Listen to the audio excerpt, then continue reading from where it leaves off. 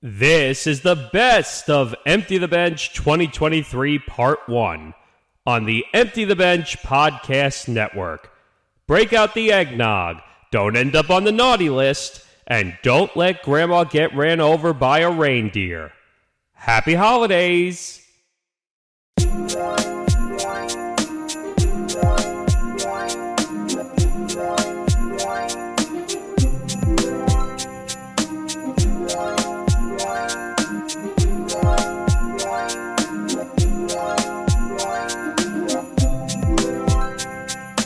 Welcome to the best of Empty the Bench 2023 Part 1. He's Tom Albano. I'm Nick Morgasen.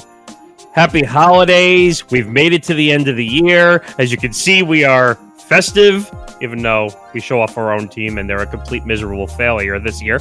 And I'm sure that'll be in some of the clips across the year in the best of Empty the Bench.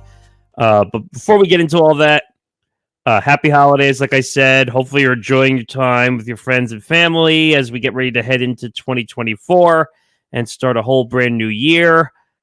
Make sure you follow us on social media at ETB Sports, Facebook, Twitter, and Instagram at ETB Sports. Make sure you follow the Empty the Bench Podcast Network at ETB Network, Facebook, Twitter, Instagram, and TikTok. Make sure you follow our YouTube channel, which has grown significantly over this past year, youtube.com/ETB Network. And our website, etbpodcast.com, which has grown across the year as well. Also, audio platform, you will get the best of. If you don't want to watch the video portion, it will be available on all podcasting platforms as well. So, Tom, where do we get started? All right. So, obviously, like you, first thing I want to do is just say, Merry Christmas for those who celebrate it, as we are just a few days away from Christmas. Those who don't celebrate Christmas, Happy Hanukkah, Happy Kwanzaa. You know my drill. Happy whatever you celebrate. So, let me just hop right in. Yeah, because obviously 2023. I mean, I look at those clips for January. So, as we're gonna do like last year, we did the little 2 months by 2 months by 2 months, and that'll continue into part two. So if you don't see anything in this part of the best of Empty the Bench for 2023, like it says there on the banner, that this is January through June. You'll see in the episode title. So if there was something from the summer, something recently that happened, check next week. Next week's portion should have the whatever clip, whatever moment that you are looking for. Right now, we're focused here on part one through the first 6 months of the year. When I saw some of the headlines that we had, when originally, like when we were in January, because there's a couple of headlines in January, and I said, well, this sounds like it's going to be a very long and excruciating year. And in some ways, this year, had its down moments. But I'd say this year actually went pretty damn quick. Yeah, this year went quick. There were a lot of headlines. Like, this was a very obscure year when it came to different players taking the spotlight, different teams taking the spotlight, and just looking at one story in general. Damar Hamlin probably ruled the year. Well, that's the thing. And I mentioned how that happened, Nick, the second day of the year. It was Monday Night Football. It was Bills Bengals. Very pivotal game because both of those teams were looking for the 2 or 3 seeds, if not the number 1 seed in the AFC. Like, we were closing in on the regular season, closing in towards the playoffs, and that basically hurt any sort of momentum that I had of going into the playoffs. Like, that killed the vibe basically, because watching Damar Hamlin and thinking about how close he actually did die on the field, and they had to resuscitate clinically, yeah. So shout out to all the first responders who were there at the game, who helped bring him back to life, and then to see his recovery has been absolutely remarkable. Yeah, I mean, what people don't realize at these stadiums that they go through a rigorous training process at every NFL stadium to have these people on tap just in case for a situation like that. And the grace of God, managed to get him back alive, back at the hospital. And you and I remember this night because I don't remember exactly, but we were doing some kind of coverage of games and whatnot. And then this story breaks. ESPN and ABC, this coverage was all over once the story broke. The game got delayed. We were all scrambling. Eventually canceled outright. Which, rightly so, by the way. Well, if you remember all the controversy that came out of that, because supposedly it had been the players who basically said they weren't going to do it once the NFL said that the game could continue to go on. And was it I'm trying to think, was it the Bills coach? No, I think it was the Bengals coach. Yeah, it was the Bengals head coach who basically spoke up and said, NFL, you're wrong. You can't continue this game. Both coaches got together. Yeah. Zach Taylor and McDermott both got together and both sided with their players. They crossed the locker room, which is rare in the NFL. I forgot who it was. I think it was Taylor that crossed the locker room into the Bills locker room and said, all right, we need to put a stop to this. The players, first of all, you have to realize this is probably the most aggressive sport out of all four professional sports and the one that gets you hurt the most if you get hit in just that way. And there was no way that game could be played. There was no way. And the NFL, of all sports, that is probably makes the most money out of all four professional sports, had to be a greedy you-know-what and say, let's continue the game. I give a lot of respect to the players and the coaches there for knowing the situation. Well, it wasn't just the NFL, because we had some pretty awful takes coming from the likes of Bart Scott and from one asshole who we all know and love in this industry. Blank to my Lou, my darling. If you can fill that first word, you know who we're talking about. All right, let's not sugarcoat. Skip Bayless is an asshole. Yes, we know that. Sorry, I'm going to be a Grinch. I wasn't going to bring his name up. I'm going to be a Grinch on Christmas. Yes. So Skip Bayless fires a tweet out, which was probably seen close to 200 million times. And by the way, I'm not making that number up. And it wasn't like it was the next day. He did it as it was that night. It was as Damar Hamlin was lying on the ground. Right. So in his point of view, and I can't find it. I was looking for it. He basically said, I don't understand. Why are we stopping? The game should be continued to play. It was probably the dumbest tweet I've ever seen in my life. It was the most insensitive tweet I've ever seen from Skip Bayless, and he has said some pretty nasty things. Nasty to the point where this year he and Shannon Sharp basically separated. Oh, it killed the show. They're claiming that didn't kill the show. That killed the show. Well, it was one step towards killing the show. Then later on in the year, after Shannon Sharp got insulted by Skip, then... Well, if you remember that moment, because I put that out on our TikTok, which, by the way, thank you, because that was our record-breaking TikTok, which was seen almost 1 million times on our account. Skip was trying to defend himself or apologize. Yes. And Shannon asked him to apologize, and Skip said, I'm not... Well, he asked him to take it down, and Skip said, I'm not taking it down. Now, the one thing you have to know about Skip Bayless is he does that because he likes satire, essentially. He likes all the attention. Right. So to him, it's clicks. He doesn't care what he says. It might get him beat up by the media and everybody else.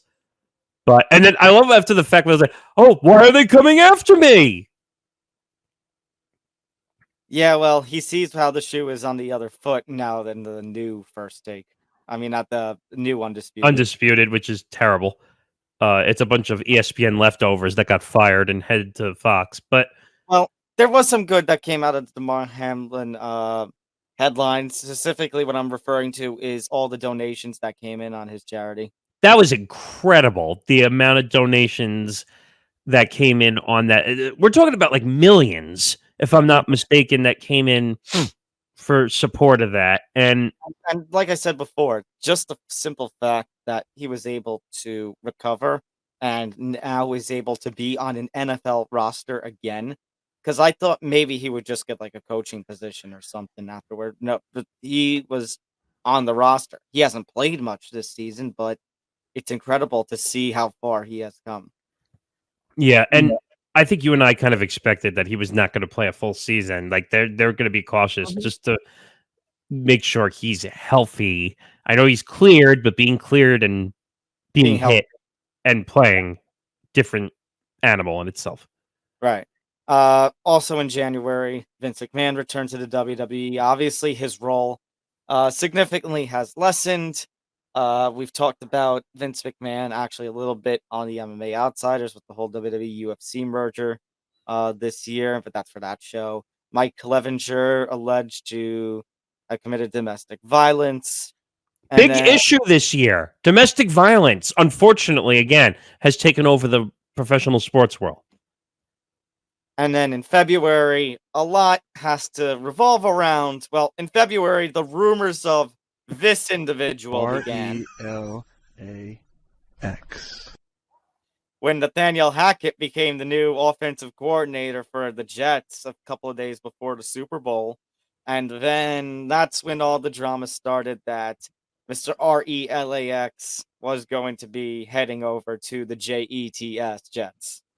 I don't know what's funnier, that or the skirmish that happened between Nathaniel Hackett and Sean Payton. Well, the Sean Payton and Nathaniel Hackett is for next week, but actually a couple of days before Hackett was the Jets offensive coordinator, Sean Payton got hired as the Broncos head coach.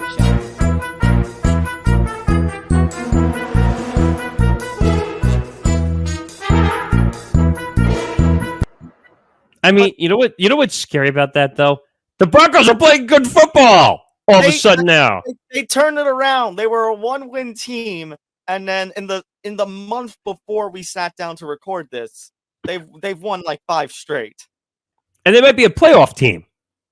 Even if they don't, even if by the time that this airs, their momentum is halted, even if they're just finished with 6 or 7 wins, I think that's kind of incredible how, considering, like I said, at the end of October, they were, 1 or 2 win team?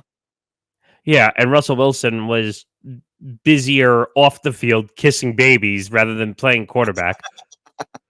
But just looking... You had some good reactions, by the way, this to some of my little trolling. Well, Aaron Rodgers is a troll, so it makes sense. Just looking around the rest of the month as well. Kyrie Irving traded from Brooklyn to Dallas. Now, Kyrie Irving's a head case. I've said this a million times. I will give him credit now. He looks like he has found a home in Dallas, and he's playing good. We'll see how long that lasts, because you might have just put the jinx on it. Well, Mark Cuban sold the team as of this update now to a tycoon who I've never heard of before, the Adelson family. So we'll see. You're right. Maybe he might not be there. Maybe he'll turn into Kevin Durant and be traded a million times. February 2023 was also when LeBron set the new NBA scoring record, which even you had to give credit for. I do, and I respect it, but Michael Jordan will always be the greatest player of all time. Not even a debate or discussion.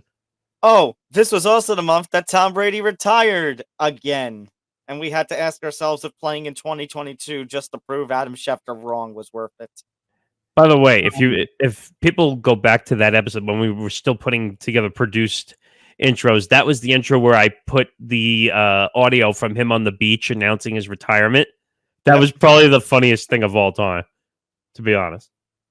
And then this month, we also had Eric Bieniemy leaving Kansas City for Washington after the Chiefs Super Bowl win. And Bally's. This was the start of the whole Bally's controversy that took over this year, how they went bankrupt, and we were questioning, what is this going to mean for all the teams across the 4 sports leagues that have Bally's as their just so you know, this has gotten worse since then, like in a massive way. Like bankruptcy, Chapter 11 or Chapter 12, I don't know which one it is exactly, but the NBA basically had to retain back all its rights. MLB had to retain back a lot of its rights. And then I think one of the NBA teams is now just putting all their stuff out on a local channel. Suns. Well, Suns actually don't even have a terrestrial channel anymore. They're running it all digital. The Clippers have Clipper Vision, which was also a digital play, even though they still have TV. The Suns don't have a TV channel. They're literally running like $4 or $5 a month. That's the only way you can watch the games locally. And you got to wonder how this is going to stretch into 2024. Some teams don't have TV rights right now. That's the issue you're going to run into. I know. All right. Take a look at these clips. We'll be back to discuss the next couple of months. Any athlete or celebrity has either trashed this, quote tweeted this. This man needs to be fired.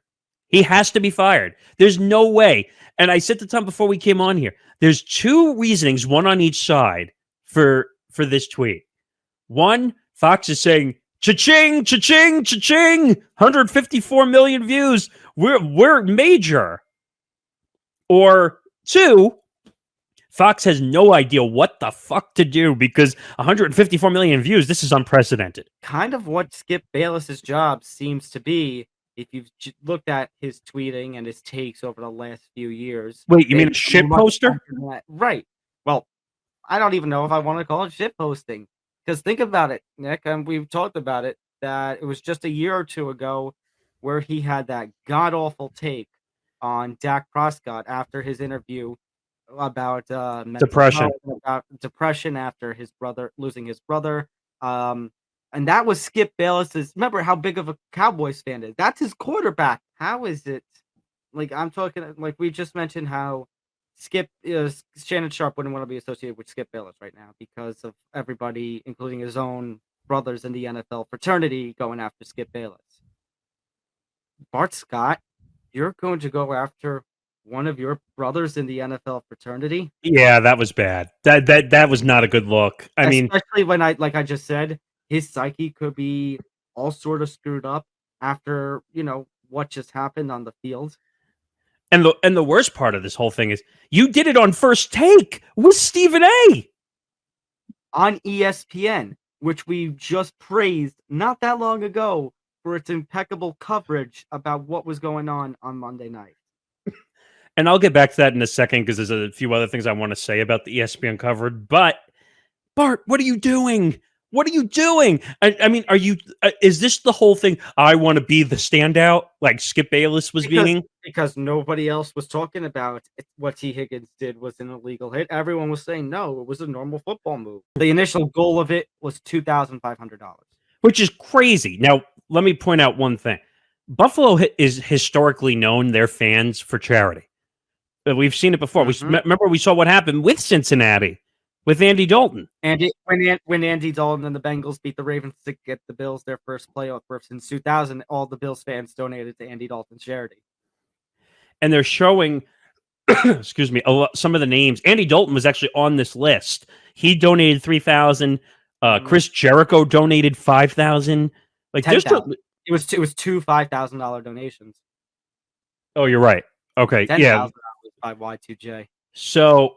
Yeah, so he had 10,000. Andy Dalton had 3,000. There were quite some big names that put some money up into this charity. And you're seeing we'll talk about the fantasy and the betting end to close things out, but on the fantasy end, you're seeing people who are winning fantasy championships, or the pot is being split, or the whole league themselves that are donating to the charity.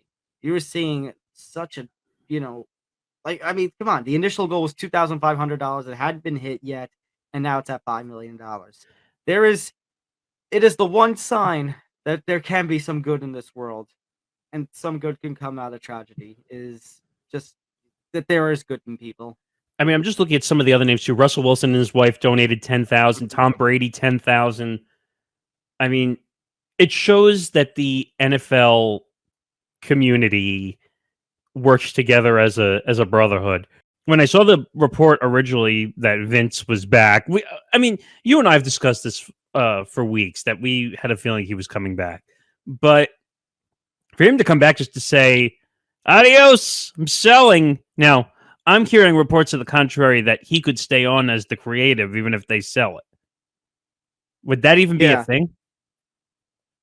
I mean, that is a fear amongst those who are big into the WWE. There's a fear amongst that, despite the fact that he retired and the Triple H regime has taken over for the last 5-6 months, that Vince could trickle his way back.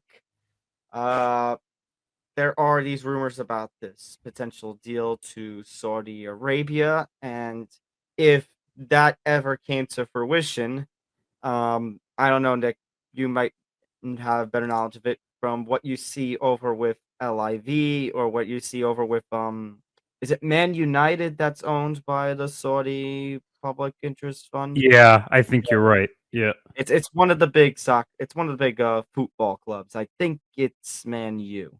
But in those organizations, they have people who are, experts in the specific field. Soccer for Man U, golf for the LAV. Nick, for better or worse, Vince McMahon would be a very big mind when it comes to the professional wrestling business if they were to get into it. Baseball lately, over the last couple of years, has had a domestic violence issue, and now we had child abuse to it.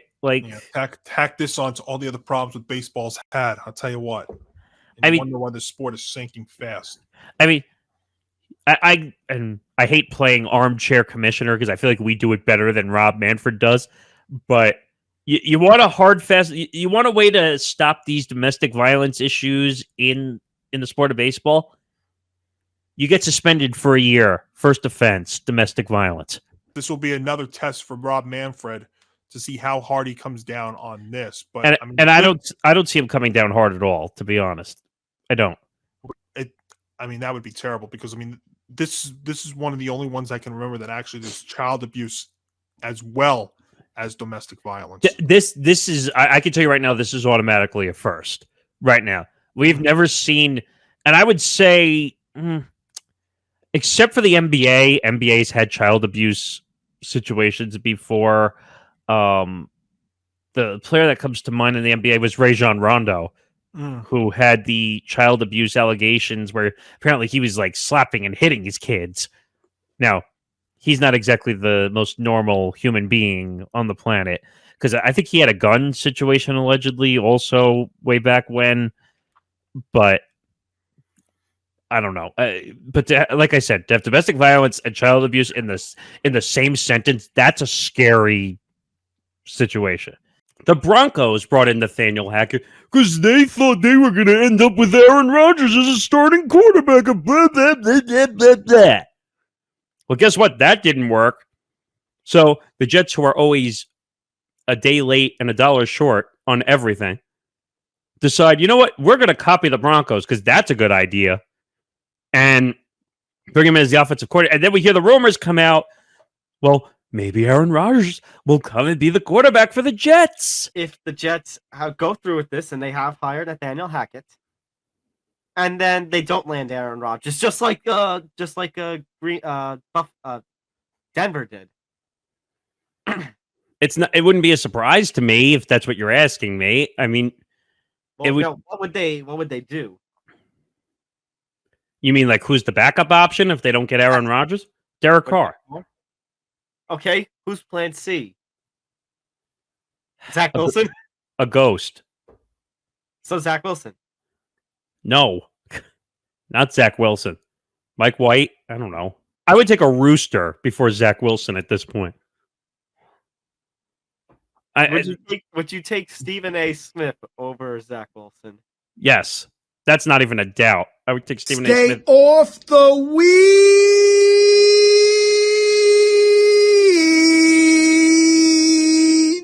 Duh.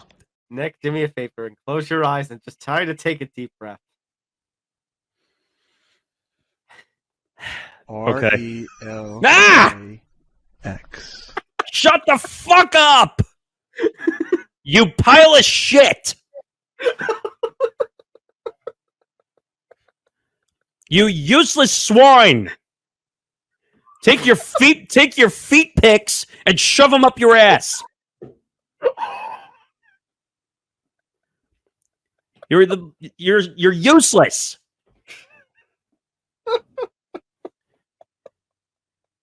As long I look at it this way, you don't bother my life, I don't bother yours. I've basically fallen out of the chair. I don't know what's worse, me being angry at LeBron or Aaron Rodgers in a Jet uniform. Yes. Why do I feel like now that's going to get clipped? Nick, I understand your frustrations. I understand that maybe we are overreacting a little bit with Sean Payton being the next Broncos head coach. But I do want to remind you of a certain expression. Desperate men do desperate things. And the Broncos right now are a very desperate team. They also have just gave Russell Wilson last season $165 million in guaranteed money, including that extension. So remember, that's why I said, you know what? For as much as Wilson is declining, Nathaniel Hackett had to be the one to let go because we went over the dead cap for Russell Wilson over the next couple of years. And we said, yeah, congratulations, Denver, you're screwed. Remember we went over how much dead cap it was going to cost if they had cut Russell Wilson? It would have been like $120 million. A dead cap. Think about that for a second. Dead cap, 120, meaning money you can't use. I guess they're being desperate and they've decided, you know what? Sean Payton is the best coach out there. Let's just throw another boat. I mean, here's my problem with this. Sean Payton obviously made the choice. This has nothing to do with the Broncos. There were plenty of teams, Broncos, Texans. Do I dare say the Chargers missed out on an opportunity here? Do you think he came out of retirement last year and played another season just to spite Adam Schefter? And if so, was it worth it? Honestly, was it worth it even anyways to play this extra season? Because I don't think it was. Are you talking about even before the whole outcome of this season? Yeah. Well, he didn't have to. In my opinion, and I still stick by it, after he had won the Super Bowl, he should have walked away. He should have walked away once he won the Super Bowl with the Bucs and said, I'm done. He would have he could have gone to any of the NFL properties and gotten a job. That would have not been an issue for him. He would have gotten the Peyton Manning treatment after going out on top. That's my point. Like, there was no reason for Tom Brady to play 2 more seasons. This should have happened 2 seasons ago. It should have happened 2 seasons ago when he won the Super Bowl. He could have gone up on the podium and said, F you, Patriots. I did it on my own. I didn't need you. And it would have been warranted. It literally would have been warranted. Well, do you think some of his legacy has been tarnished by him coming back for this last season? No. No. Yeah. Okay. Good. He's won 7 rings. He's got a record. I mean, no one's winning 7 rings in this lifetime. I'll tell you that. And don't give me Patrick Mahomes. I was going to say, Patrick Mahomes accepts your challenge. Kyrie Irving had to go. He had to go. He didn't fit in Brooklyn anymore. It was done. There were no more chances. Okay. It didn't work. It started not to work in Cleveland. Then he went to Boston. It didn't work. Then he goes to the Nets. Plays close to 4 years. The records were identical on and off the court.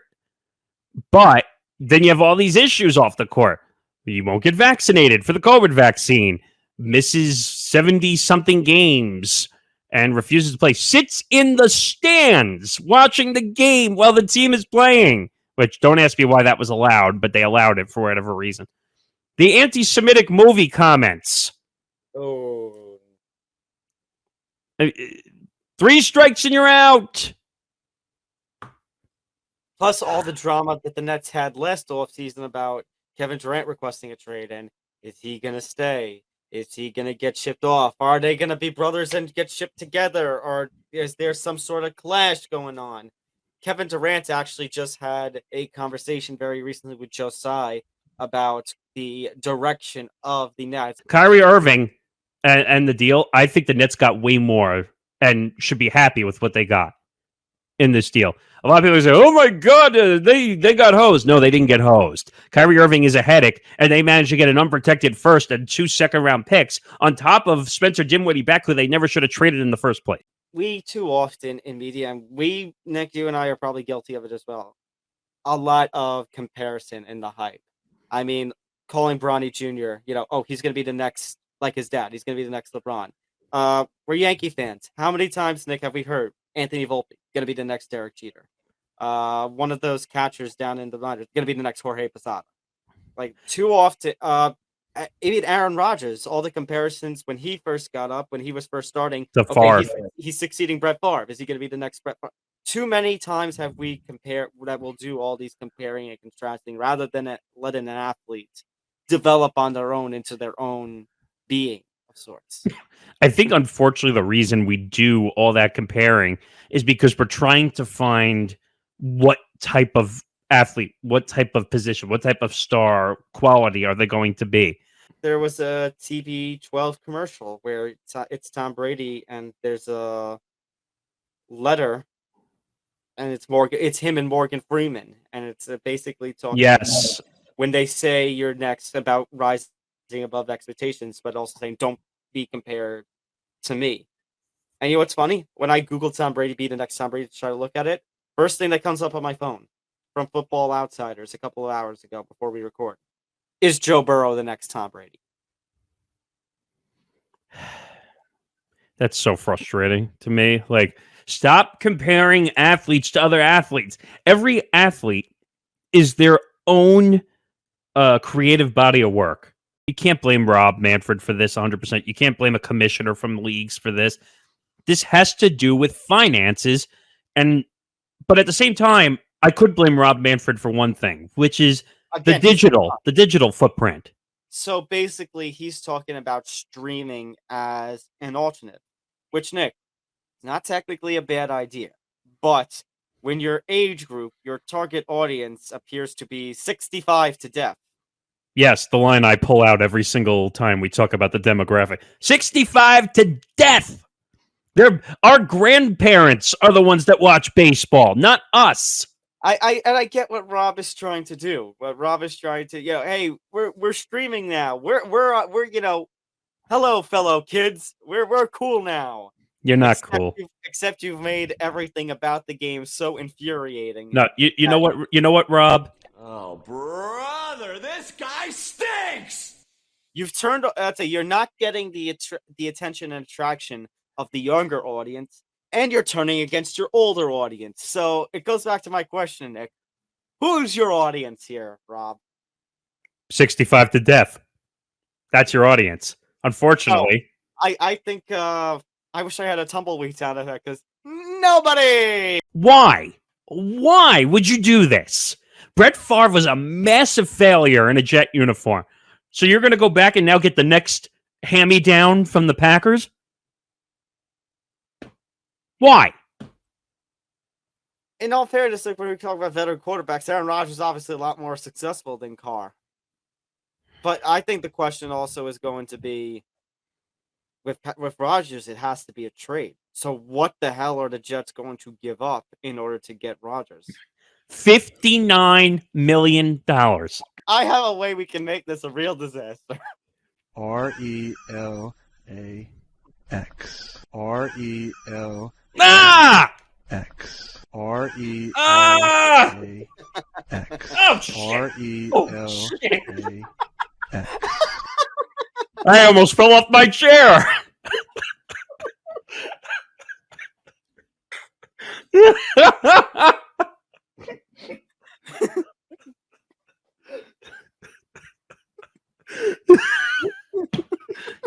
That's a torture that's banned by the Geneva Convention.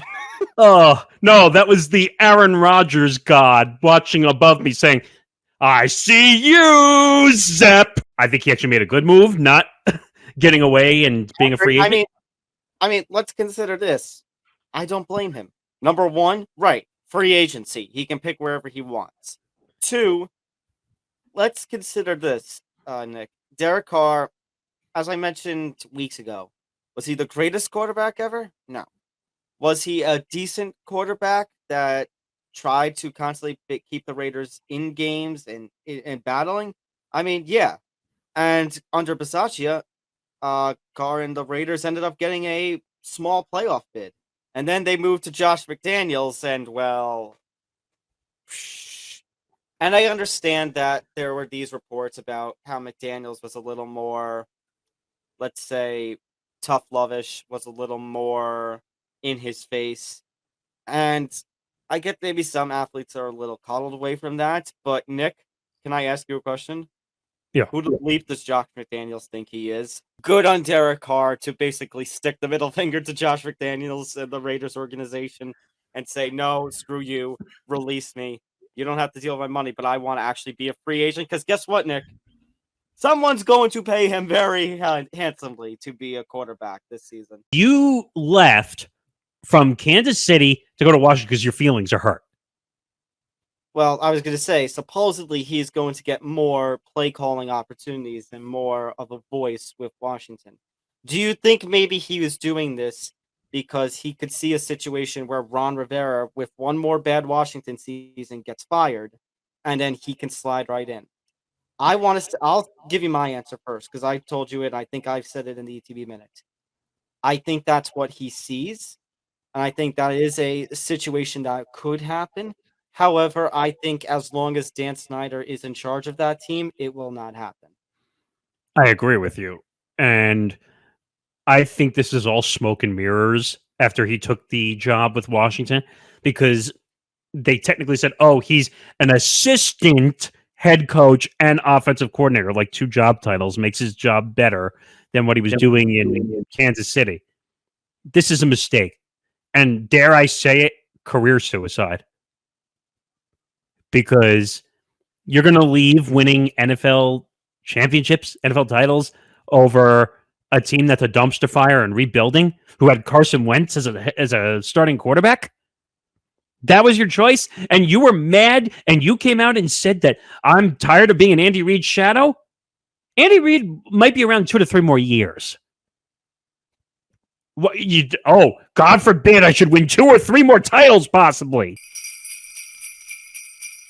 All right, now heading into March, the Aaron Rodgers journey continues. It's one thing after another. So Derek Carr goes and signs with the Saints, and we talk about that. But obviously, with the Aaron Rodgers Jets drama, I mean, we start with him being given permission to speak with the Jets, and then he takes the journey into the darkness, Nick. Yeah, so he's supposed to go away for 72 hours. I think he goes away for 48, and I got to go fund myself and figure out which team I'm going to play for.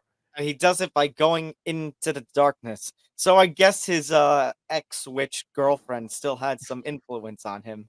It must have been all that ayahuasca he was smoking. Probably. But then at the end of the month, yeah, like at the end of the month, there was supposedly there had been a deal in place. He had mentioned to Pat McAfee that his intention was to come to the Jets, and then we find out by the end of the month, well, they're kind of far apart, those 2 teams. Yeah, you have to remember. So Aaron Rodgers goes on the Pat McAfee show every Tuesday. A report also came out that he's paid quite handsomely to be on there every Tuesday, which Pat McAfee was not happy about. But I feel Aaron Rodgers is a troll, and he will do anything for clicks, even though he says he hates the attention and he hates the media, which I find hard to believe. RELAX. One more time for old time's sake. It's never going to die either. Like, even when he retires, like, he'll make news and that's just going to happen. Like, you're just going to, that's going to follow him. Just like how this is going to follow you. It's kind of like a bad. RELAX. It kind of reminds me of a bad version of what's that episode of Family Guy where they're following around the guy with the trumpet. Oh, you mean the meme where Stewie follows the fat people around with it? Yes, that's what it reminds me of. Like, just stop it! I have a glandular problem. And Aaron Rodgers is just going to be following you that whole time. Yes, it's just going to be that. It's going to be torture. And long story short, I don't think they're going to win a Super Bowl with him. So I'm willing to book that. We also have this was also the start of a whole Lamar Jackson drama. No, you know what though? I think Baltimore's not kicking themselves right now the way he's playing. that's fair. But I'm just saying, like in March, there were no teams supposedly targeting him. By April, he had requested the trade. There was a rumor of him wanting a fully guaranteed deal, which you had a massive rant about. That's probably one of the last clips that was, I think, a late April clip. Yeah, I was not happy about that because look, fully guaranteed contracts don't happen. Well, let me take that back. You said the outlier, as you like to call it. Yes, let me take that back. There is one contract for the guy. This is the time I will say the guy who shall not be named because I can't stand him. Which Cleveland is probably kicking themselves, considering how well they've done under the likes of And he's hurt. and Dorian Thompson. And then by the time we're recording this, because of those injuries, Joe Elite Flacco became the quarterback rounds. And also, Mr. Guaranteed Contract is now out for the year with shoulder Right. problems. So everything know. is a mess. Other news between March and April, Jalen Carter getting charged with reckless driving, and playing a role in that one death, but it didn't seem to hurt his draft stock. He gets signed by the Eagles, drafted by the Eagles, and he's a key piece of their defense right now. wasn't he out of shape though with the combine, if I'm not mistaken? Also, Well, again, it doesn't seem to have mattered at this point. but I'm saying that it did drop his stock a little because he couldn't run. He's out of breath. But yeah, you have that. You also have our debate on the World Baseball Classic, which, by the way, you're welcome. As I got destroyed all over our comment section. I give you credit. You're willing to allow yourself to be destroyed with your takes. Yeah, I mean, I said some pretty vile things, but at the same time, I don't think the players complain that they're not allowed to play. Look what happened to Edwin Diaz. And at the same time, I will say they play for a commissioner who calls the World Series trophy, a hunk of metal. So, Or a piece of tin, or whatever he said. I don't remember, but but that wasn't the only controversy that month. We also started the introduction to the pitch clock, which, you know what? I have to admit, I have to take back. It actually is a pretty damn decent invention to the game. I don't mind it. okay, but now they want to tinker with it again. I know that's the annoying part, but I'm saying the concept itself, I questioned, but I'm actually okay with right now. The one thing I would like to see is the pitch clock in the playoffs. No, it is in the playoffs. Oh, was it in the playoffs? Originally, they said they were not going to. Then they did. So no one knows. Good old Rob Manfred. All right, so we go into April. I already mentioned the Lamar stuff. We also had Dan Snyder finally selling the Washington Commanders, which, give it a whole bunch of relief. But like I said, and I said this when the sale went down, it's going to take a few of the years for them to get rid of the bacteria and tar that was left in Dan Snyder. I mean, again, you and I have talked about this over the years. All the investigations, the Bahamas trips with the calendar shoots, and I say that in air quotes, calendar shoots. Also, the report of him putting his his hand on the women's legs while they were sitting around. Like, it was not a good situation. But like every other owner who bought in over 2 decades ago, made a freaking profit of billions. The Mavericks also were in a little bit of trouble, but they only got a fine from the NBA for tanking, which you and I had some words about. Well, because they claimed, what was it, around a certain holiday or a certain thing that Luka didn't play or whatever they were doing, or they were giving away something Luka related, and that was it. Yeah. Oh no, it was I thought it was a heritage night of some sort. It was a heritage night, yeah. So I don't know. It was very bizarre, and now they have all these rules that stars can't sit out and they can't load management and all that stuff. And yeah, ask Kawhi. Kawhi has basically come out and said, "You could tell me I can't load management all I want. I'm still going to do it anyway." Also, between March and April, because this is like another one, like Lamar, that stretches over a couple of months. is the start to the whole Ja Morant saga. We have the first one video that comes out in March on Instagram Live, and then at some point you and I sit down and and at some point we had this whole discussion about if Ja Morant can really be the face of the NBA.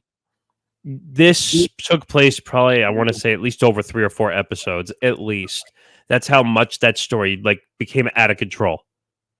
And then it stretched into the last part of the last segment of part 1 here, but that's for then. Just one other story here, Nick. You getting fooled by Vince McMahon's new look. Yeah.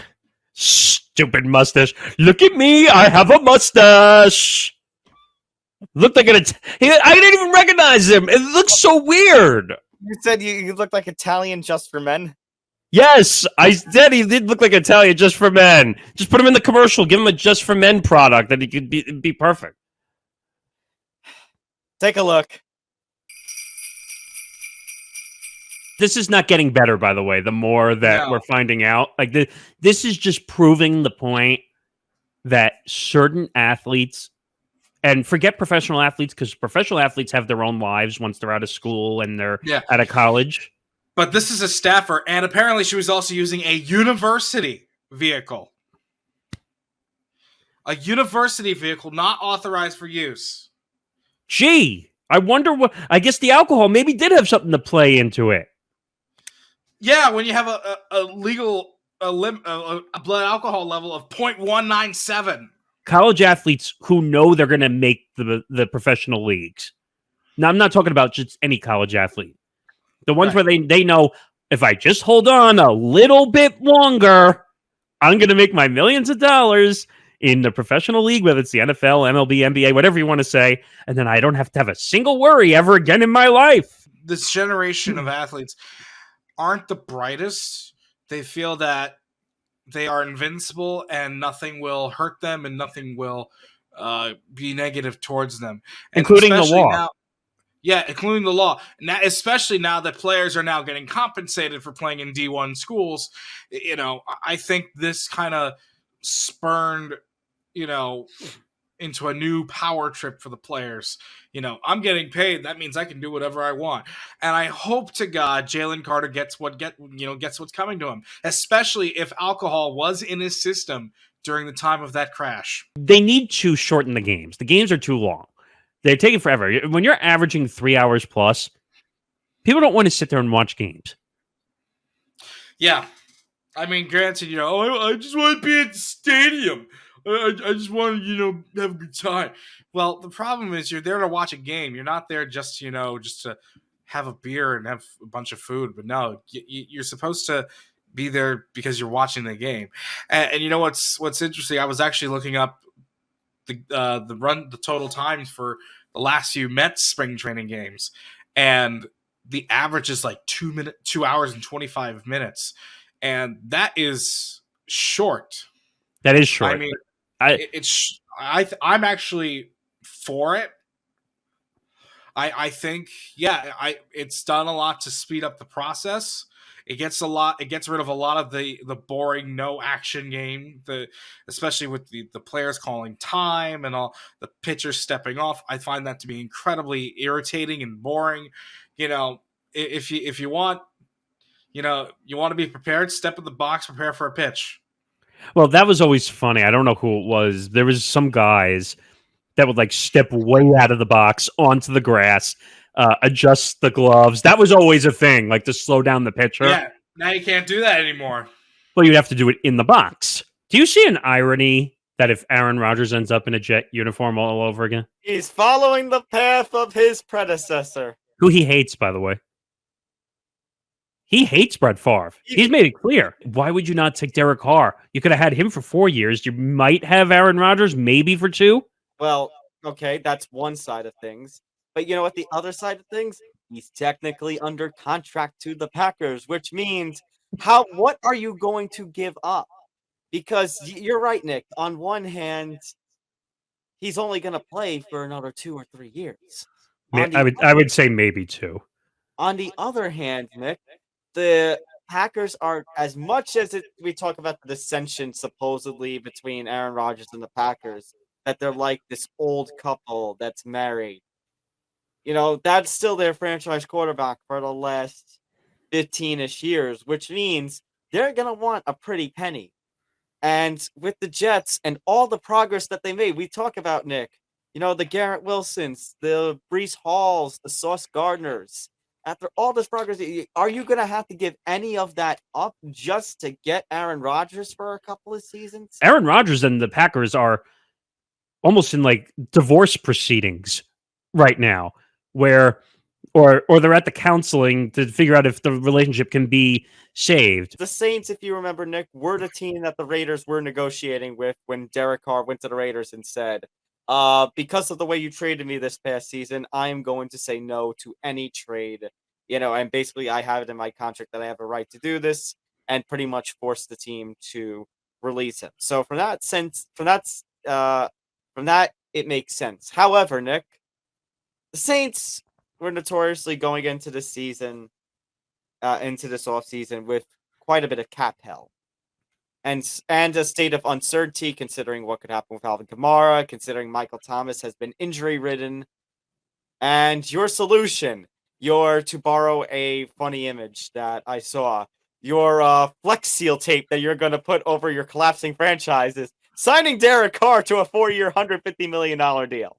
I mean, you know what? I'm happy for Derek Carr. Derek Carr deserved a better situation, but the Saints and The Saints is not that situation. I mean, what are the Saints doing? I mean, I don't know where this money came from because, like you said, they're in cap hell. Alvin Kamara, who might be in the clink soon for breaking somebody's nose. Michael Thomas, who hasn't been Michael Thomas in, 3 years? But it reminded me of a conversation that Schlosser, I noted, was having with somebody, a Saints fan on Twitter. It's like, wait, what? You would have rather we had just kept Andy Dalton? And it's not a matter of they didn't improve their quarterback. Derek Carr, you're right. Derek Carr is a major upgrade over a Jameis Winston or an Andy Dalton. Once that Deshaun Watson contract hit, everyone like a Lamar Jackson is going to want a piece of that pie. This is a rare statement I'm about to make, but the owners are right. The owners are right in this one standpoint that the contract is an outlier and it's destroyed the market. I don't say that very often, but it's the facts. It's the clear facts as we're looking at them. Jimmy Haslam just destroyed the quarterback market by himself. I mean, look at the contract that Derek Carr just got. That's because of Deshaun. Look at the contract that Daniel Jones just got. No, I'm saying you're right. That this has now screwed everything up. So the owners are right. Cleveland destroyed the market. And Nick, if that's true, I mean, it could be a fair argument to say that Lamar shouldn't get the kind of, money. I mean, Deshaun Watson obviously shouldn't get the money that he gets right now. And maybe you say Lamar at that level, shouldn't either. So what I'm about to say is, if Lamar Jackson is fully set on, he wants the kind of money that he wants, I don't think we see Lamar Jackson take the field in 2023. Whether he's still playing under the franchise tag, whether he gets $100 million, I think, Nick, the relationship between Baltimore and Lamar is just so fried that if he remains on Baltimore's roster, he is not going to play at all this season. You and I have been on the record many times. It's not the first time I said, I think the relationship is over. They start talking about the darkness. And apparently it was 90-10 in favor of him retiring when he went into the darkness for treatment. So what?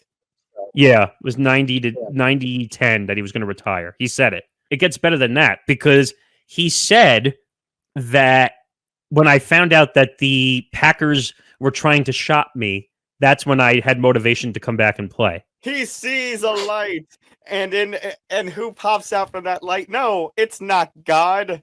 It's Jets ownership. It's Robert Saleh. It's Nathaniel Hackett. And they say, "Come, Marin, come to us." It was weird because he was saying like, "Oh well, the way it works is they light a candle. That's the last light you have, and then you blow it out, and that's all the light you have until you come out." Are we sure he didn't break up with his witch girlfriend? That was the one before. He's dating a different woman now. I think he's still smoking the. Are we sure, Nick? Are we sure? He Oh doesn't man, have- I don't know, but he's still smoking the Rawaska or whatever it's called. I think he was talking about it. Wait, talking about smoking something? Oh, Aaron, I have some advice for you. Stay off the weed.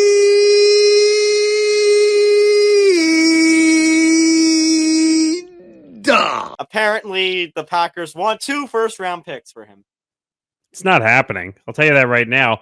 And by the way, for most people who don't want to understand how this works, the deadline is the draft. So if you don't make a deal by the draft, guess what? You're losing out on this year's pick or any pick going forward. And Tom, you said it best, and I agree with you too. Aaron Rodgers already played his cards. He already played his hand. He said, I'm playing. My intention is to play with the Jets. The one small sliver of, I guess you could say, what's the word I'm looking for? Leverage. Is if Aaron says no, because Aaron has that power. He can say no. Right. But they're going to get a deal done. But the Jets are going to stick their feet in the sand too. We're not giving you 2 first-round picks. We don't know if he's going to play past this year. The face of the franchise clause that, that guy's been there 15 years. It's going to at least, Nick, I disagree with 2, but they got to at least give up 1 first-round pick. No, I'm not disagreeing with you. They have to give up 1, but if the Packers think they're going to get 2 first-round picks, you could play that Stephen A. sound effect again because they're high on something. And I'm serious. You want me to play? Okay, hang on. Stay off the weed.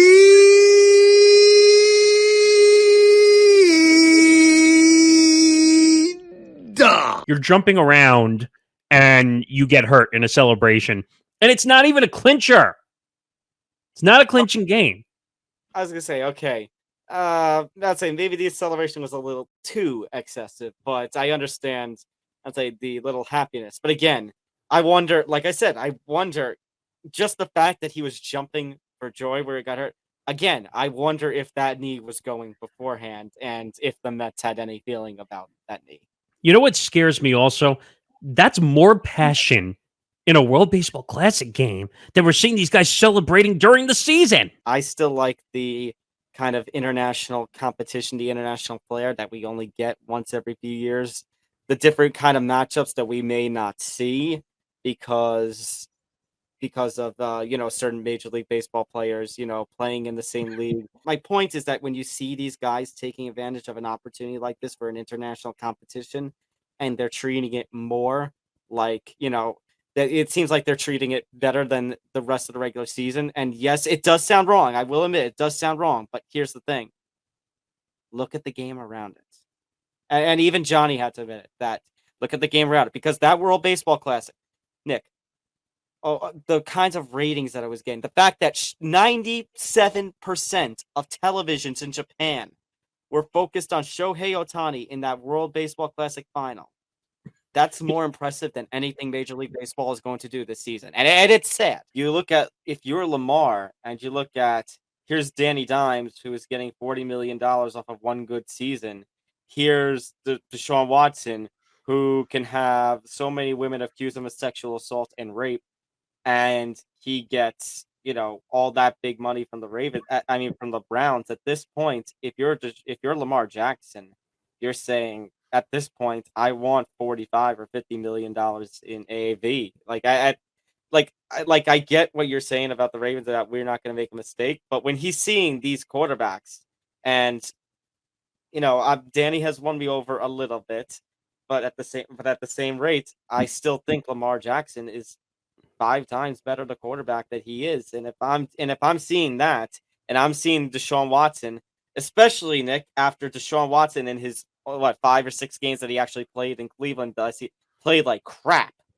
And it's like, what the hell am I doing? I'm getting tagged.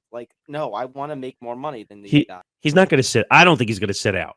He's not going to sit out because he's going to affect his trade value by sitting. And that's where I'm going to disagree. And I say he is going to hold out. I think, and that statement that he is done with Baltimore. What did I tell you? I thought it was like an impersonator. I was like, who the hell is that? You fell for the classic, I'll just draw a mustache on him and nobody will recognize him like from the cartoons. Yeah, I just thought he was like some random Italian dude who was up there being interviewed. To take from a tweet by one of my fellow MMA media members in Ben Folks, here's how he looks in meme form. When you have a Just for Men commercial at 6 o'clock, but you have to tie down a damsel to the train tracks at 7 o'clock. I was going to say, Just for Men wants their commercial money back. And I could picture Vince with the mustache twirl. Yeah. I almost didn't recognize. As soon as you said that's Vince, I was like, oh, good for Jason Kidd for throwing the management under the bus. They deserve to be thrown under the bus. They freaking tanked out of the playoffs. And Nick, think about this. Think about the karma that could come out of this with Dallas. So there's a few things. Number one, what if when Luka is a free agent, he leaves, you re-sign Kyrie Irving to try and keep Luka there. I heard you say this. Yeah. Luka says, I'm gone, and you're stuck with Kyrie, and the draft pick that you might get may not be a star. They need to be investigated. Should they file a complaint with the league over that draft pick? Yes. Should they? Yes. Are they going to win it? 0% chance they're going to win it. There's a zero. When I say zero, it's a 0% chance they're going to win that appeal. I mean, but here's the other thing, too. This isn't the first time this has happened with Dallas. I mean, this happened 5 years ago. I'm aware, but what do they keep doing, which is stupid? They keep finding Mark Cuban. Mark Cuban could care less about money. Exactly. You think he cares about $750,000, which he just got fined? Yeah, Hank, it's not all about the money in this situation. It's not. It's not all about the money. You want to hit him? People say, "Oh, well, hit him in the wallet." You think Mark Cuban cares? Laugh at you. You know what? I said this to Hank when I was talking to him off screen. I said, Mark Cuban will take $750,000 and do you know what with it? Shove it. Exactly. Yep. No. I mean, wipe an area that we don't talk about very often. And you and I were also talking about this too. $6 billion or $7 billion, which is nuts. Do you know how much? Do you know how much he purchased this team for? Well, it was back in '99. It was for $600 million. It was $600 million. Yeah, it was before. But that just goes to show you what NFL. You know, the Walmart group that bought the Broncos was at the time the record, and then now, if you think the Commanders are worth $7 billion, just think about what some of these upper echelon teams are in football or in sports in general. Right, and this whole thing is crazy. $600 million to supposedly almost $7 billion in almost 25 years. It's not a bad investment.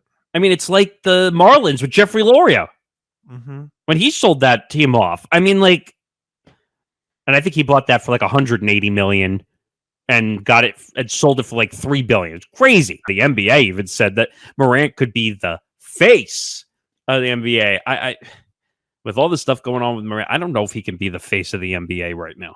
And remember how the talk was that the Knicks might, of course, got unlucky that they missed out on getting him? Well, tell you what, if you look at that draft, Knicks might have actually gotten the best bit of that.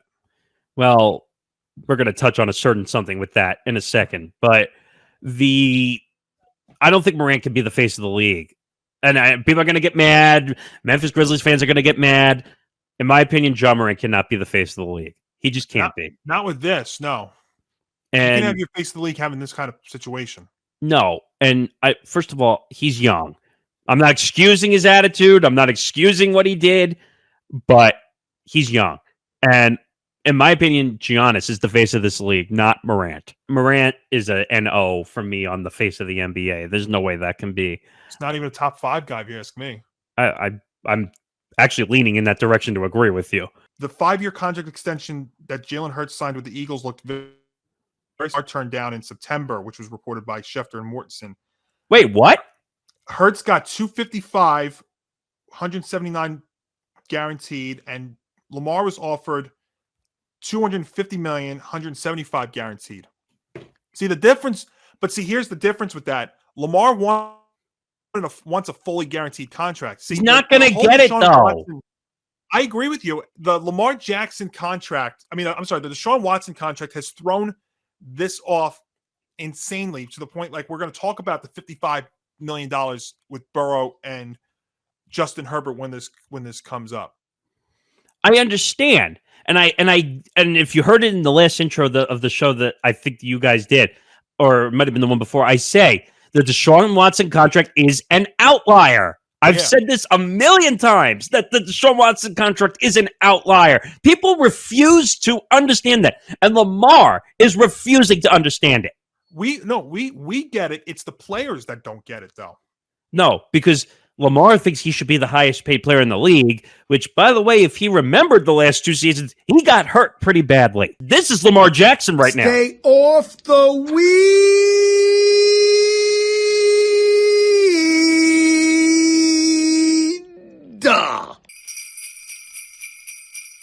All right. Lastly, we're going to go over everything that happened between May and June. And probably the biggest story from the month of May for us, Nick, was the whole Glenn Kuiper saga. I mean, how stupid can you be as a play-by-play announcer? Remember, you have one of 32 jobs across the league. 32 or 30? Excuse me, 30, because I'm thinking NBA. 30. Always assume The mic is on. Yeah, you and I have that discussion constantly about a hot mic. Now, obviously, it's a little different when you do a podcast and you're digital. The rules don't apply as much, but you have recording, you have editing. Like we're not live. Right. We're not Bill O'Reilly. Do it live! Which is probably one of my favorite clips of all time, by the way. But this Glenn Kuiper, who was the announcer for the A's, basically said the N-word and laughed. And I mean, my God, Nick, that was just one part of a very disastrous year for the Oakland A's. Between that, getting no hit, getting a perfect game against you by Domingo Germán of all people, and then later on, by the way, in the month of May, the first snippets start to come in, but officially the deal is signed that a stadium agreement in which they will become the Las Vegas A's over the next couple of years. I mean, and there was just some funnier tidbits over the year with the Mets booth where they had to go be relocated because they found a possum inside the away booth when they were there, or don't drink the water because of certain issues. I mean, it was bad. But long story short about that situation, he had to go. There is no room for that in professional sports. I don't care if you're an athlete or a broadcaster. It does not matter. And then you had LeBron teasing retirement at one point, which didn't happen this year. I think within the next 2 or 3 years, it'll happen. He wants his son. That's it. He wants 1 year with his son. 1 year with his son, and then that's it. Right. Now, his son, for people who haven't been following, obviously had the heart issues and everything. And now he finally got cleared to be back. So I think LeBron will last for at least 1 year for when Bronny hits the league, and then he'll say night-night to the NBA. Yeah. Let's see. The Bruins in the NHL playoffs now. Normally we don't do, like we won't have our preview clips or too many of our recast clips, but my God. Talk about being the best team in the NHL by a mile this season. And then obviously the President's Trophy is a curse. It never seems to go well. But at least teams, sometime when they win the President's Trophy, they'll go to the second round. They'll go to the conference championship. Yeah. Complete choke job in the first round. Yeah, it's not a good one. Think of it in other sports like winning the conference in the NFL or winning the division, and it's a lot of pressure to be the head of the conference and win the division. Like there's a lot of expectations that come from winning at a high level, and then if you don't come through, it's even worse. We had more media stuff. Bob Huggins got suspended for the usage of the gay slur. Pat McAfee, that was a big one for sport, probably the biggest part of sports media. Pat McAfee signing his deal with ESPN. That happened in May. Now, what people don't realize is he was already doing College Game Day for ESPN on the side. He was doing his very popular radio show / podcast across many platforms, originally starting at Barstool then making his way out. Did the radio show on Sirius for a while. Then was doing it on his own on YouTube, and basically said, "Oh, let's just take it fully in house to ESPN," and it's probably been as big as it's ever been. Fair enough. We also had the second John Morant video, the gun video, which stretches between May and June. This guy is never going to learn. I'm telling you, like everyone's, oh, he's the big He star. only got 25 games, and he whined and complained, and the NBPA whined and complained about it. He should have been suspended for a year. Two incidents. This guy doesn't learn. And think about this. I think he's 23 years old. Yeah. He's younger than us. And he's a lottery ticket holder, if you get the reference, if you remember when we talk about the amount of money. It's a lottery win. The big contract that he's made. And the guy can't behave. Also in May, we had the Aaron Judge whole thing with the Toronto Blue Jays, the whole sign steal, which you were there for. You were in Toronto for that series. Yes, I happen to have been in Toronto, which is a nice stadium, by the way, in person. You should go check out the Rodgers Center. It's a nice place.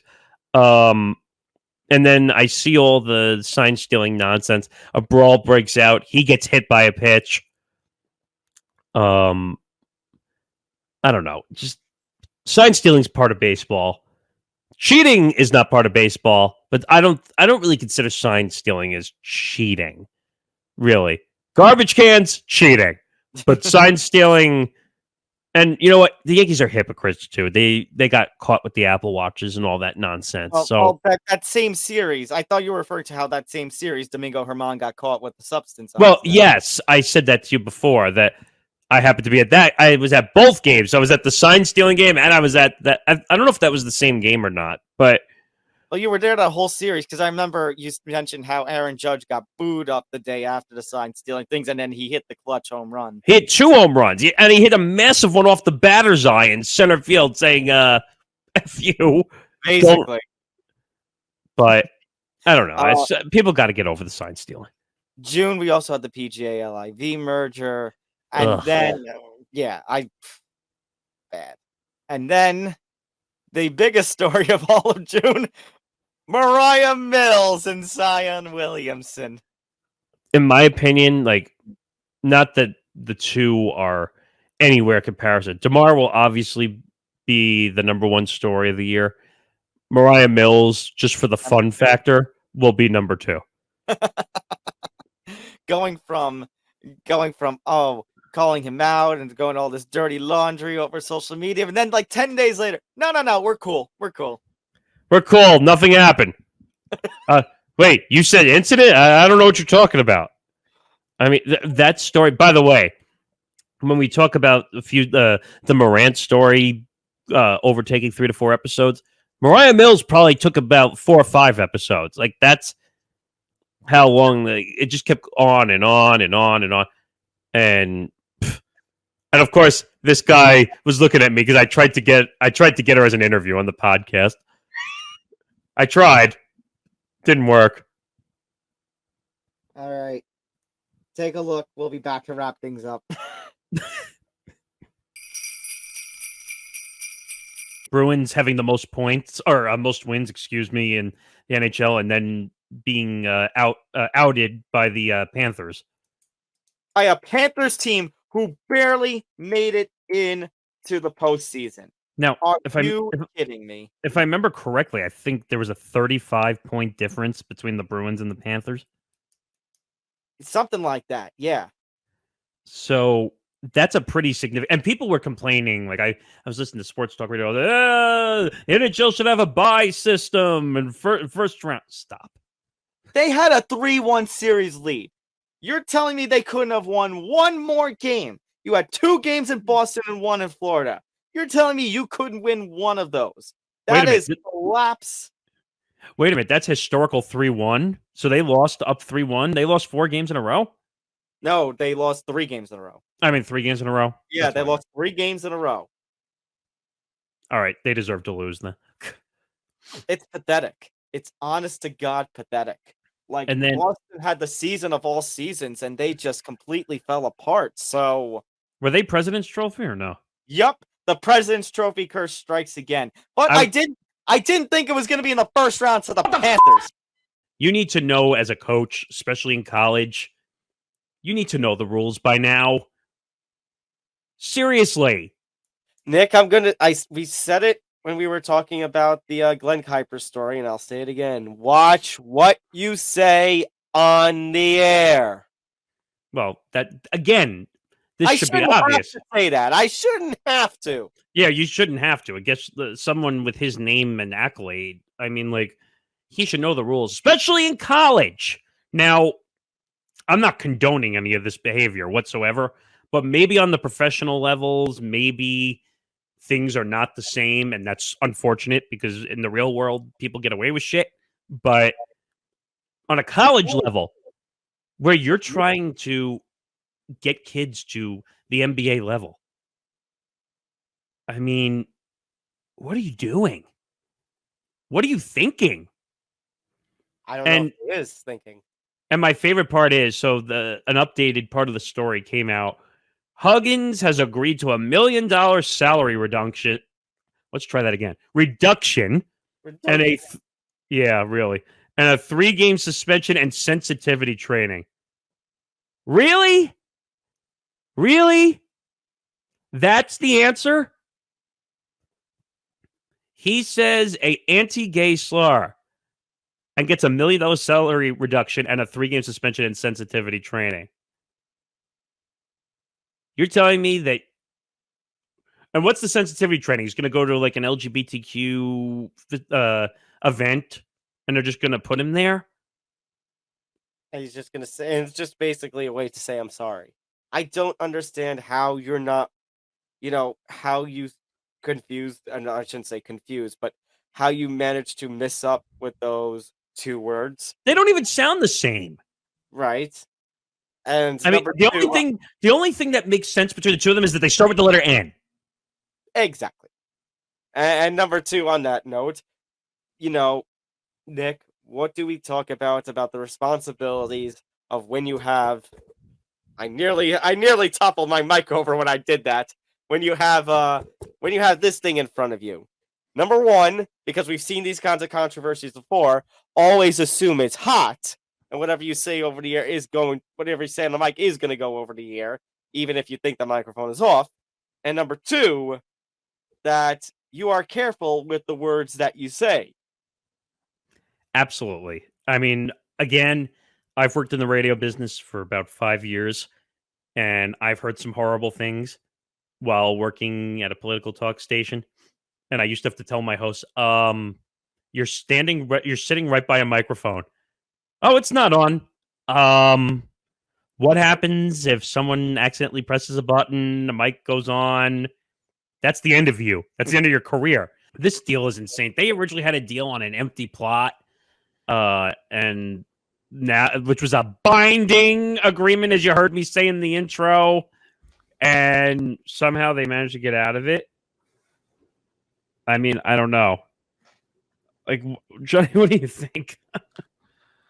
Well, when you ask for public support, that's where this becomes a little bit more challenging. It's weird though, because also on the site of the Tropicana, it's like, I said last week, you might actually piss off some people by tearing down a Rat Pack hotel. I've been to that hotel. It's not awful. No, I passed by it. I mean, I was in Vegas a while back, but they're going there at some point. But this seems like it's going to be a little bit of a tougher thing to sell than other things. The villain of the Major League movies wanted it to be, where a team sucks so bad that you move them. Well, weren't they the ones that were calling for a national day of protest at the stadium? Okay. So here's what happened. So they were going the reverse. They were going to protest by, what was it? That they were going to show up at the games to make a point. That's what they were going to do. That's what it was. Okay. I'm like, that's good. Put money in their pocket. That's the way to protest. Yeah. Go ahead. Throw more money in their pocket. So it that made sense it was April 1st they did that, but obviously a 1-year suspension and a fine, which is going to be a lot because he's starting a new $200 million extension that he just signed that's kicking in next season. So what is that? It's probably like 30 something million he'll lose. If that you really think that means anything to them? No. So then what other serious thing do we do? Here's the deal. If he does this one more time, he's got to be gone. And I mean kicked out of the league. 3 strikes and you're out. If he does it again. And so you're saying that Ja Morant's next team should be the Guangdong Tigers. Ni hao! Ni hao! Ni hao! Damn it, you beat me to it. Ugh. I mean, if he keeps doing this, he's going to be playing in China. I mean, I have no sympathy. I have no respect. Nothing. He's got to go away for a year, at least. When I tell you that, and I'm going to say this, Blue Jays fans are some of the biggest disgraceful fans I've seen around Major League Baseball. Because, what was it, game 1 that he was looking in the dugout for the signs? And they thought he was cheating. Cheating! Here's what I'm going to say. Sign stealing is not cheating. It's gamesmanship. It's gamesmanship. Especially when your pitcher has now come out and admitted he was tipping his pitches and got sent to AAA as a punishment. Yes, and that came out later on Wednesday. And this was so crazy. And the fans around me, for the time I walked in for game 2 of the trip that I was on, cheater! Cheater! Like the whole game around me. I was game 1, I was around a bunch of Yankee fans. I was able to survive in game 1. But in game 2, it was all Blue Jay fans. It was crazy. And I never do this at a game. I was explaining this to Johnny beforehand. When that 448-foot blast, which broke the sign over the batter's eye in center field, majestic blast, seeing that in person, I literally got up and said, "Take that, Blue Jay fans, and shove it." And every Blue Jay fan in my section looking at me, but I was just tired of it. He's not cheating. It's not. First of all, Blue Jays wouldn't know the first thing about cheating. So they shouldn't be accusing anybody of cheating. And then you had the pitching coach in the Blue Jays dugout going after Rojas, the third base coach, calling him a fat boy. Like, what is going on in that dugout? I can't even say this is a money thing because, believe it or not, his FanDuel deal was worth a lot more than this. Yeah.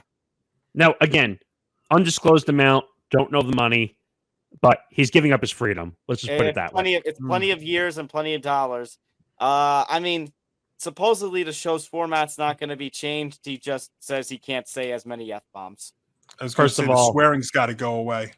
Well, they're saying it's going to the YouTube channels. If that's the case, then they should be allowed to do what they want. But we all know it's the big Mouse's channel. So, image. Or you know what? Those people that are working production and stuff are going to have the Blippinator ready at all costs. You know what's insane? They want to take an hour of the show and put it on ESPN. How the heck are they going to do that? Maybe those will be like the ones with all the interviews and stuff. I mean, I know, your buddy Rodgers is still there.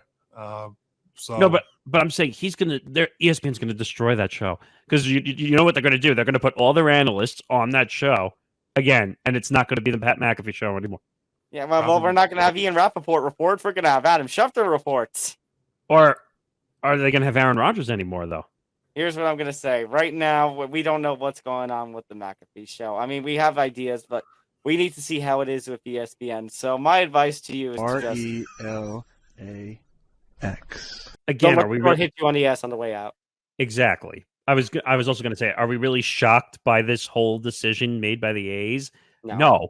Now, the one thing I'll give credit to Major League Baseball for, now we don't know if Rob Manfred was behind this, so we can't make that assumption, but MLB is pretty spot on. When you do something off either on the field or off the field, they're pretty spot on about it right away, whether it's domestic violence or racial stuff or sexual abuse or Aroldis Chapman. I'm looking at you.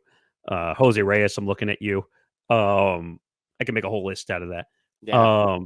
But MLB is pretty spot on when it comes to those type of issues. Everything else, that's a mystery box. But these situations, they're pretty spot on. Now, they're saying fired by the A's. So obviously the A's were on top of this. We haven't heard a statement. Has Rob Manfred come out and made a single statement about this at all? So far, I've heard nothing. No, nothing from Rob Manfred. Nothing from Rob Manfred. Nothing from Major League Baseball. Oh, wait.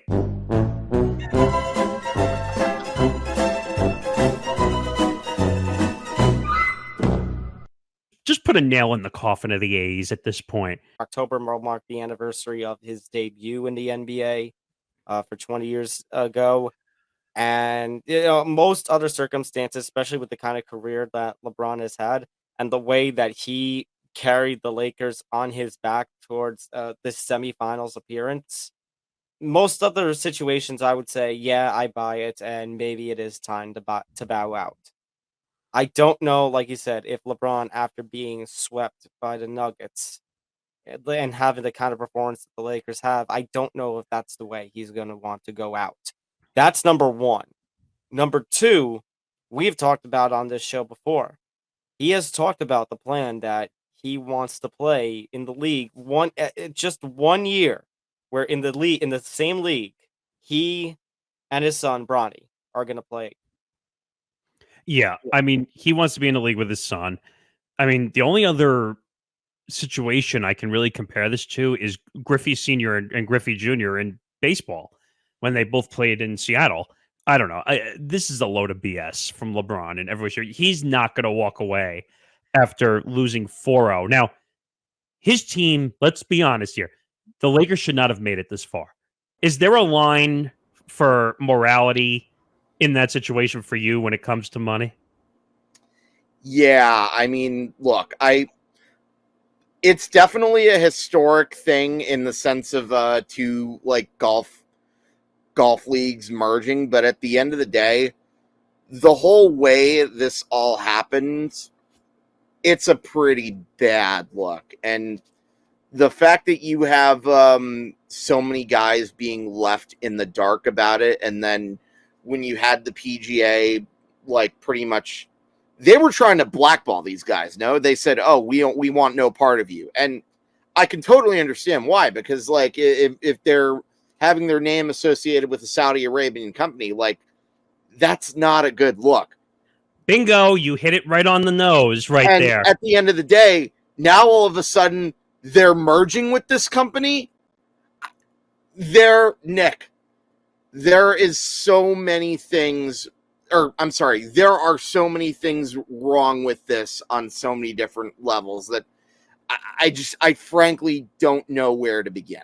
Apparently he was seeing this porn star and she basically revealed all the dirty laundry on Twitter, quite literally, all the messages and tagging him and showing the messages from whatever messaging app that was. I have no idea what that was. And she's basically going after him because he just had a gender reveal with his, I guess, girlfriend number one, I guess if you want to call her that. And it's a whole thing. They fireworks go off when they do the gender reveal, and she goes nuts. Nuts, no pun intended. She goes off on him saying dirty, disgusting things on Twitter, and she's complaining about the baby mom being a baby mom, or the baby mom that's going to be a baby mom. It's the whole thing.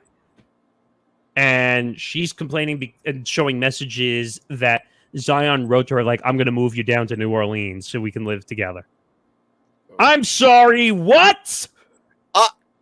Zion Williamson is making more news in recent years for stuff he's doing off the court than on stuff that he's actually doing on the court.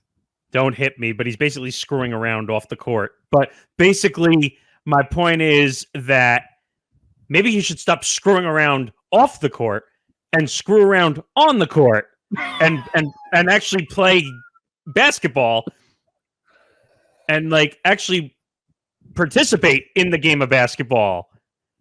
I mean, and then we just get all these ridiculous receipts, tens of thousands of tweets that she's sending out all over the place, all the messenger apps that they used. And I mean, I can't even imagine. Basically, she's a paid girlfriend. I hate to say that, but that's what she is. I made this horrible joke in a TikTok, and I'm sure you saw me post this TikTok. Which But one? But basically, I said I titled the TikTok "Zion puts Pelican inside a porn star." She's an open mouth. Sorry for the pun and an inappropriate pun, but basically, my point is that I'm sorry. Wow! She's a loudmouth, is what I really meant to say. John Morant says he feels targeted. That Ja and his friends all feel targeted. My friend Ja, no. It's you and your friends who are the problem. It's like Ja is looking at a mirror, and it's like that Simpsons meme with the principal. You know, am I out of touch? Am I doing something that's wrong? No, it's everybody else. It's the children in the meme, but no, it's everybody else who's wrong. But you know what? This is the woe is me right now, saying that he feels targeted.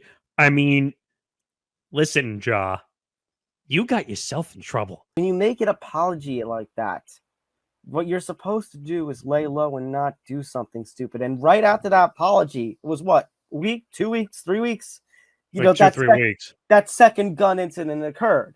So that's already, by PR standpoint, a really disastrous kind of look. Because like you said, we expect these PR statements to be kind of fakish, but now it looks absolutely like you could take, like we didn't even need to crumple up like a ball or rip it up or something. You did it yourself. I'm getting really pissed off at some of the radio networks because they're saying that the amount of games doesn't matter because it's not going to change who he is as a person. What are you talking about? Nick, unfortunately, I kind of understand what they're saying because listen to me. If Ja does not remove himself from that situation, if Ja does not realize that his friend, we had the name of the friend that he was with. Pack, whatever his name was. Yeah. If Ja does not remove himself from Pack, then I don't know if he really is going to change as an individual. And the fact that Adam Silver is only making it 25 games, like it's not going to change who he is, but it's going to it's making things a lot worse. You would have a better shot at the change if it was half a season, even just half a season, let alone a whole season. And the fact that Adam Silver didn't even get to the half mark, it's not just a matter of he's not going to change as a person, but what you're doing, Mr. Silver, by not even reaching half of a season, it's not just a matter of he's not going to change. You're accepting who he is. You are going to get suspended for threatening to put someone's dirty laundry, is the nicest way I could say it, but sex tape out on social media. That's going to get you suspended. Yeah, without a doubt. And my favorite part is, as part of this, she actually ats the Pelicans and says it's time to trade him. You realize, she, I guess, isn't exactly a follower of sports, because you realize his trade value was already at 0 for the fact that he had so many injuries and drama off the court. And now doing this, you're putting his trade value at negative 5,000. Moriah Mills, don't believe the narratives. We good. I mean, wait, don't believe the narratives when you are the one who just put so many tweets out, coming crashing down and criticizing Zion Williamson and his loved ones, and the mothers of his children. And I just that after all that, no, we're good.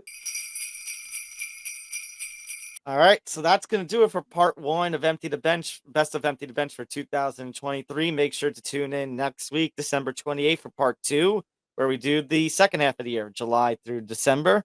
So should be fun there. Again, Merry Christmas, Happy Hanukkah, Happy Kwanzaa, Happy Festivus if you celebrate Festivus. Yeah, really. I lost track. There's a lot of holidays, but yeah, part 2. What I say? Merry Christmas, Hanukkah, Kwanzaa. Yeah, I feel like everyone says that, but get ready for the New Year's edition, part 2. I don't know. Do we have some of the stories to look forward to, at least in part 2? Let's see if I can be a little bit of a tease and look ahead. A little sneak peek. All the Dame Lillard stuff happened.